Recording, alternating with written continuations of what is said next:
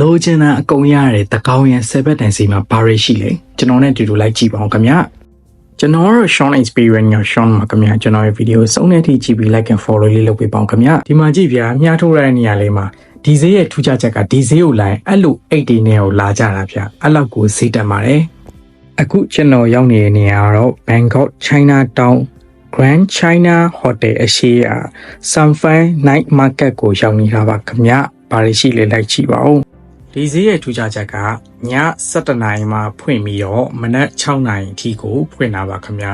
ပြီးရင်တော့မနက်8:00နာရီကနေညနေ9:00နာရီအထိလည်းပြန်ပြီးတော့ဖွင့်ပါသေးတယ်ဒါပေမဲ့လူတိုင်းက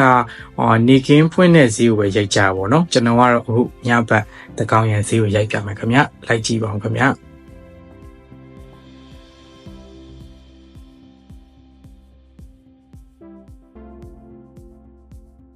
ဈေးရဲကိုစောင့်ဝင်ပြီဆိုရင်ခီးဆောင်80လက်ကင်80အိမ်မျိုးစုံရောင်းနေရလဲတွေ့ရမှာပါဒါကဈေးရဲ့ဝင်ချင်းမှာခင်ဗျ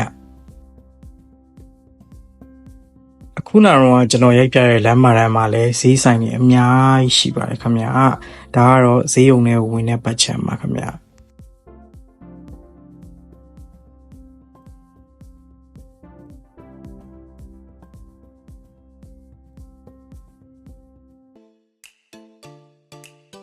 ဒီမှာအများအဖြစ် main ကလေးအသုံးဆောင်ပစ္စည်းများတယ်ကလစ်တွေအိတ်တွေတော်တော်လေးကိုများတယ်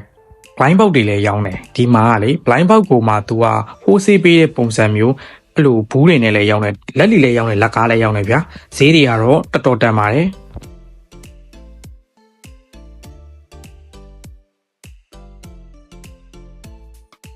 အခုမြင်ရတဲ့ကလစ်တွေအများကြီးဆိုရင်ကြိုက်တာယူ7ဘက်ပဲရှိပါတယ်အရှမ်းတန်တာနော်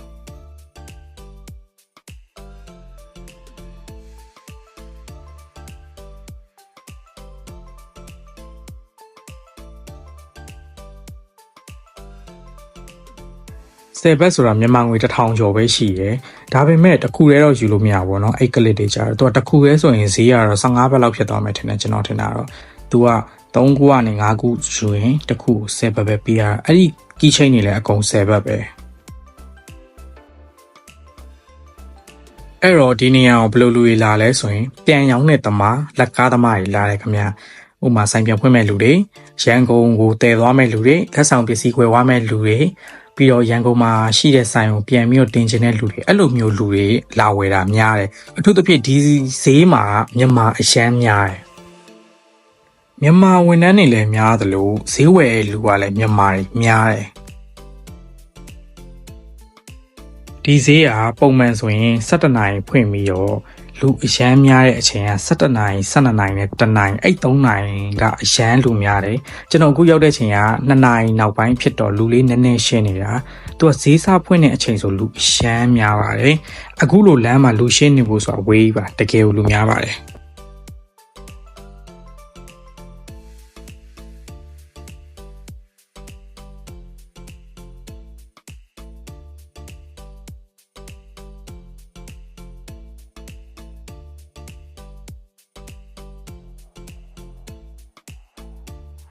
အခုကျွန်တော်ပြပေးနေတဲ့ဒီဈေးရုံပတ်ချမ်းကြတော့တူလီမုတ်ဆနဲ့ကလစ်တွေပို့ပြီးများပါတယ်အဝိထဲနဲ့ဖက်နှက်တွေကတော့ဟိုဘက်အချမ်းဈေးရုံပတ်မှာရှိရလို့ပြောတယ်ကျွန်တော်တို့တစ်ခါမှမရောက်ဘူးသေးဘူးကျွန်တော်အမြဲရောက်တာတော့ဒီဘက်ဈေးပဲရောက်တယ်ပေါ့နော်ဒါပေမဲ့ကျွန်တော်ရောက်ဘူးတဲ့ဒီဘက်ဈေးကတော့လူတကယ်များပါတယ်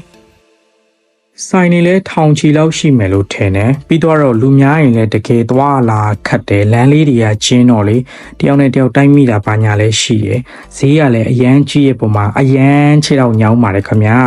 အသက်ကြီးတဲ့လူတွေဆိုရင်မသွားသင့်ပါဘူးဒူးမကောင်းတဲ့လူတွေပါတယ်ဆိုရင်တကယ်အခက်အခဲရှိပါတယ်လူငယ်တွေပဲတင့်လျော်ပါတယ်ခင်ဗျာလူငယ်တွေတောင်မှဒီဈေးသွားပြီးရင်အရန်ပင်ပန်းပါတယ်ခင်ဗျာဒါတော့ညဘက်ဈေးမို့လို့ပါကျွန်တော်တို့လမ်းလျှောက်ရတာဆိုတာတကယ်တော်တော်ညောင်းတဲ့နေရာတစ်ခုပါအဲ့တော့သွားမယ်ဆိုတေချာစဉ်းစားပြီးမှသွားပါခင်ဗျာဒီဈေးသွားမယ်ဆိုရင်တော့အထုပ်ပိုးတွေအများကြီးယူပြီးမသွားပါနဲ့ခင်ဗျာကျွန်တော်ပြောသလိုမျိုးပဲပစ္စည်းတွေထည့်လို့ရမယ်အဲ့အကြီးကြီးတစ်လုံးသာယူပြီးသွားပါခင်ဗျာမဟုတ်ရင်လက်ကကင်လိုက်ရတဲ့လူကပူလိုက်လူတိုးလိုက်နဲ့အရန်စိတ်ပင်ပန်းရပါမယ်ခင်ဗျာဒီနေ့တော့ vlog လေးရတော့ဒီလောက်ပါပဲခင်ဗျာဒါကတော့ဒီနေ့ကျွန်တော်သွားခဲ့တဲ့ Sunfan Night Market ပါခင်ဗျာသွားချင်တယ်ဆို Google Map ကဒီ location ကြည့်ပြီးသွားလို့ရပါတယ် ဗီဒီယိုဆုံးတဲ့အထိကြည့်ပြီးလို့ကျေးဇူးတင်ပါတယ်ခင်ဗျကျွန်တော်က Sean Experience က Sean ပါခင်ဗျနောက်တဲ့ဗီဒီယိုဒီမှာကျွန်တော်တို့တွေ့ရအောင်ကျွန်တော်ကို like and follow လေးလုပ်ခဲ့ပြီးပေါ့ခင်ဗျကျေးဇူးတင်ပါတယ်ခင်ဗျ